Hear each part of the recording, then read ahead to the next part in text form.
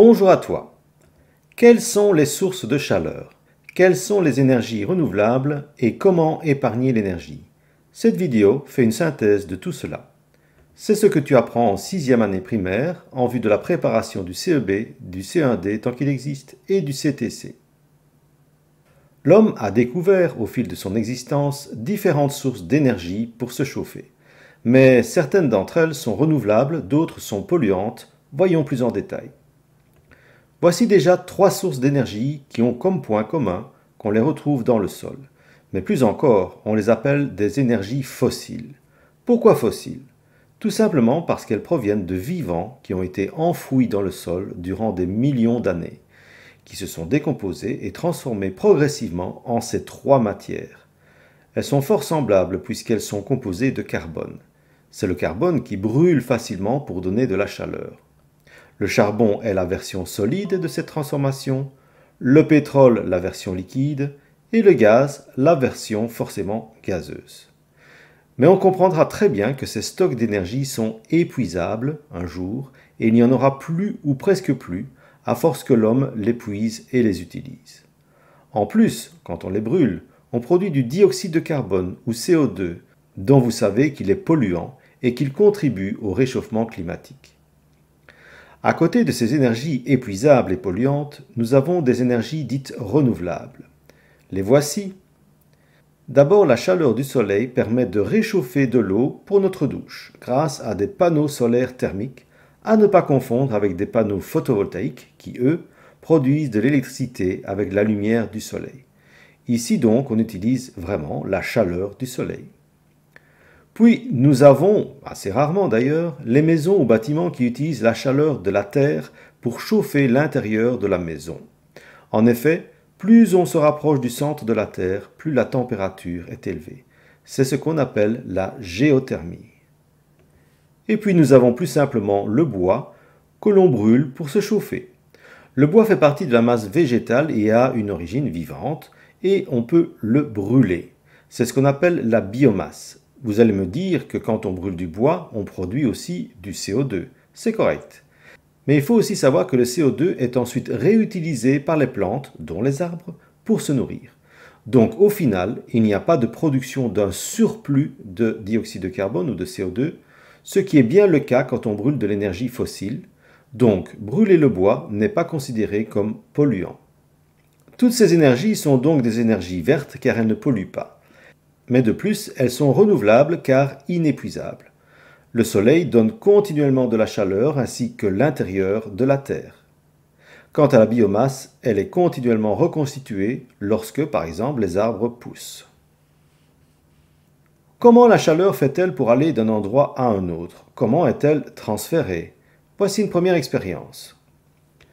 On place une tige métallique en suspension et on y met des petits morceaux de paraffine ou de cire. Si vous préférez, c'est ce que vous voyez en jaune. À la base de la tige, on place une source de chaleur, ce peut être par exemple une bougie. On va observer petit à petit que la paraffine va fondre.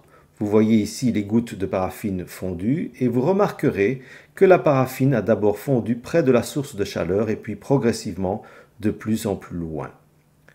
Ceci prouve que la chaleur se déplace progressivement dans la tige à partir de la source de chaleur. Voici une autre expérience. Imaginons que nous avons 2 sphères contenant l'une un liquide plus chaud à 60 degrés Celsius, l'autre un liquide plus froid à 20 degrés Celsius. On constatera que c'est le liquide plus chaud qui va se déplacer vers le liquide plus froid jusqu'au moment où l'eau aura la même température dans les 2 sphères, soit 40 degrés Celsius, de l'eau presque tiède si vous voulez. Cette expérience prouve donc que la chaleur se déplace du corps le plus chaud vers le corps le plus froid et pas l'inverse. Maintenant, vous êtes-vous posé la question pourquoi il vaut mieux mettre un pull en laine pour avoir bien chaud? Parlons donc ensemble des isolants et conducteurs thermiques. Voici une expérience justement proposée dans un CEB où on met en évidence le rôle d'une écharpe en laine. N'hésitez pas à mettre la vidéo sur pause pour comprendre le sens de cette expérience. Il faut aussi savoir que pour cette expérience, nous nous trouvons dans un local où la température est de 20 degrés Celsius. Donc, l'eau qui est à 60 degrés Celsius va forcément perdre de la chaleur et sa température va diminuer. Si on regarde le tableau, on constatera que pour le dispositif où il n'y a pas de laine, la température va diminuer de façon importante. Ce qui signifie que là où il n'y a pas l'écharpe, la chaleur va être plus vite perdue. En fait, la laine empêche en partie la chaleur de s'échapper. La laine joue donc le rôle d'un isolant thermique, donc de quelque chose qui retient la chaleur et la laisse plus difficilement s'échapper. Vous comprendrez donc pourquoi la laine d'un pull laissera plus difficilement s'échapper la chaleur de votre corps. La laine est donc bien un isolant thermique.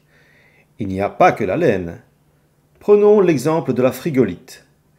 Soit on y met des aliments chauds pour qu'ils restent bien chauds, la chaleur sortira difficilement, soit on y met des aliments froids pour qu'ils restent froids, la chaleur y rentrera plus difficilement. Un autre exemple, c'est le fait qu'on revient à utiliser de la paille dans les murs lorsque l'on fait construire une maison. En effet, la paille est aussi un isolant. Elle empêche soit la chaleur de s'échapper de la maison en hiver, soit de faire rentrer la chaleur de l'extérieur vers l'intérieur en été. Vous ne devez pas le savoir, mais les trois exemples donnés ont pour point commun que ce sont des matériaux qui contiennent de l'air et que l'air, lorsqu'il est immobilisé, comme c'est le cas dans ces exemples, est un parfait isolant thermique. Qui dit isolant, au contraire, dit déconducteur thermique. Ce sont les matériaux qui laissent très facilement conduire la chaleur. Deux exemples, le béton et la terre cuite. Et surtout, nous avons tout ce qui est métal. Voyez cette poêle métallique et remarquez que le manche est en bois pour ne pas se brûler. Le bois, au contraire, est un isolant thermique. Il laisse difficilement passer la chaleur. La chaleur peut être aussi produite à partir d'une autre énergie. Voyons ces quelques exemples. Un aspirateur contient un moteur électrique. Ce moteur crée du mouvement, c'est ce qu'on appelle de l'énergie mécanique. Mais en même temps, il faut savoir que la chaleur est produite dans le moteur, puisqu'il y a des pièces mécaniques qui bougent, qui frottent. C'est donc bien pourquoi, quand un aspirateur fonctionne, si tu le touches et si tu touches le moteur, tu ressentiras de la chaleur. Deuxième exemple, plus exceptionnel, tu peux utiliser la chaleur du soleil et grâce au dispositif que tu vois, que l'on appelle un four solaire, on peut chauffer des aliments. Donc, les rayons solaires peuvent donner de la chaleur. Troisième exemple, tu le sais très bien, une ampoule traditionnelle fabrique de la lumière mais aussi de la chaleur, même beaucoup de chaleur. C'est à la base l'électricité qui donne cette chaleur. Enfin, tu sais que la batterie du smartphone ou les piles en général, lorsqu'elles sont utilisées, sont chaudes. C'est l'énergie chimique des composants à l'intérieur de la pile qui donne cette chaleur. Terminons avec les moyens d'épargner l'énergie, pas seulement la chaleur. Fermer les portes, fermer les fenêtres ou baisser la température de la pièce sont les moyens les plus efficaces pour épargner l'énergie thermique. Mais aussi, pour épargner l'électricité, n'oubliez pas d'éteindre les lampes ou tout appareil électrique dont on n'a pas usage. Enfin, construire une maison est maintenant un réel défi énergétique. On fait attention à tout. L'orientation de la maison, le type de vitres, l'isolation du toit et des murs, l'installation de panneaux thermiques et photovoltaïques, pour citer les choses les plus importantes. Voilà, cette vidéo est terminée, j'espère que tu as tout bien compris, et à très bientôt.